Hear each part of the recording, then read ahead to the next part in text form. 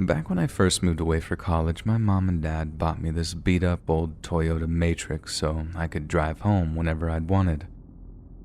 I grew to hate the old piece of trash after a while, but it got me from point A to B and it helped me get a job as a delivery driver for a pizza place, so I'll always appreciate the gesture. But then one night when I was making a delivery, something happened that meant that from that night on, I never got into the driver's seat of it ever again.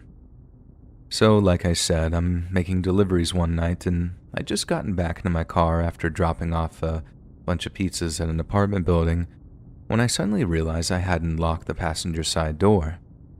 And the only reason I realized I hadn't locked the door was because this guy opens up the door and climbs into my car. Then right as I'm about to tell the guy to get out, I see he has a gun.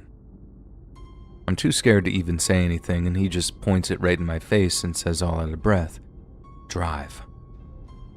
As I'm pulling into the street, literally trembling in my seat, I see these two cops sprinting out of an alley in my rear view, and that's when it hits me that they were probably chasing him, and they probably had enough time to call in my license plate.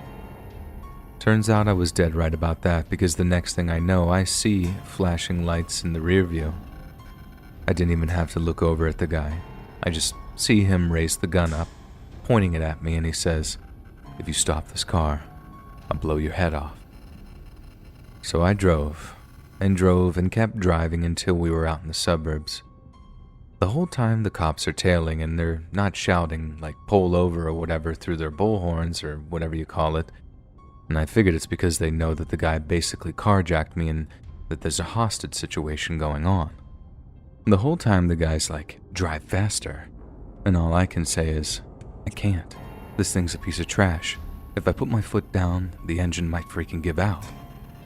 So he's content to just delay the inevitable for as long as he could.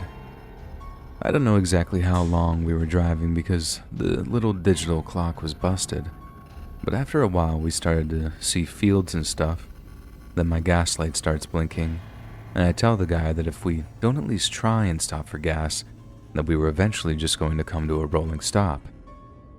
He tells me to stop at the next gas station we see, so that's exactly what I do. But not before the guy uses his phone to call 911, telling the operator exactly what's going on, and to tell cops that if they come near the car while we're topping up our gas, he's going to kill the hostage, i.e., me. We eventually pull into this gas station in the middle of nowhere, and I'm absolutely terrified. But I ask him if he wants me to get out to top off the tank. He looks around and sees it's one of those pumps that stays locked unless you pay first, so he says no.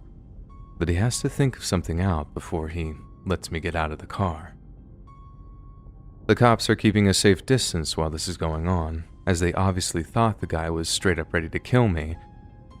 And I'd be lying if I said I didn't think that too.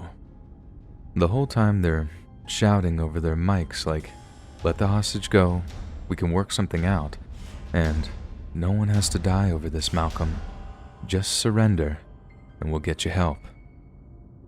He's stalling the whole time, pointing the gun to my head every so often to warn the cops off, and I swear that every time he did it, I thought he was going to pull the trigger and just end it. But looking back, if he did that, the cops would have just swarmed the car and shot him, or at least I think they would have anyway. Then there came a point where I could see that he was trying to work out how to get out of the mess he'd gotten himself into.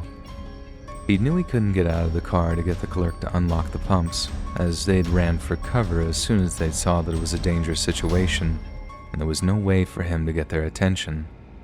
Then he seemed convinced that if I got out of the car, I'd run off to the cops, like, right away, which, to be fair, was my number one escape plan at the time. He asked me how far we'd go if we just took off with the gas I had in the tank, and I told him about a mile or two, not far at all. And he lets out this real deep sigh, like a balloon deflating or something, which I suppose was exactly what was happening. He was all out of ideas. He knew this was the end of it, and right then, I realized that was the point that he was at his most dangerous. I was pretty much convinced that I was going to die by that point, Having gotten it into my head that the guy was going to just go out in a blaze of glory by shooting me and then unloading the rest of his ammo onto the cops. Then when I heard him say himself, "Screw it," and he did something to the gun, like cock it or take the safety off, I thought to myself, this is it. This is how my life ends, in a trashy car with some loser maniac. I shut my eyes, felt my hands gripping the steering wheel so hard I could feel it shaking, and then bang.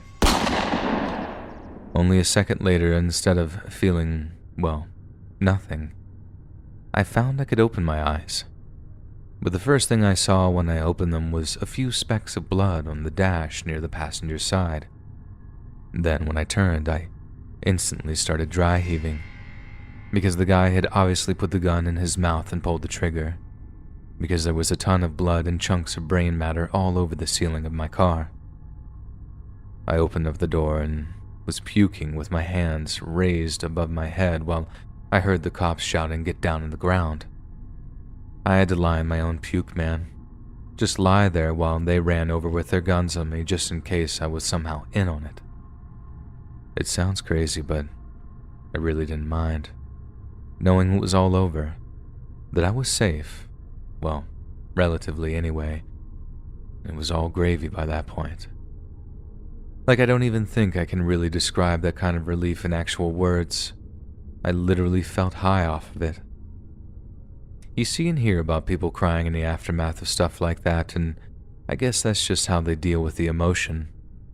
But to me, it kind of felt like I'd won something. Like I beat the carjacker by surviving or whatever. Anyway, I better sign off before this starts sounding too abstract, but I can definitely say I wouldn't wish that kind of experience on anyone, ever.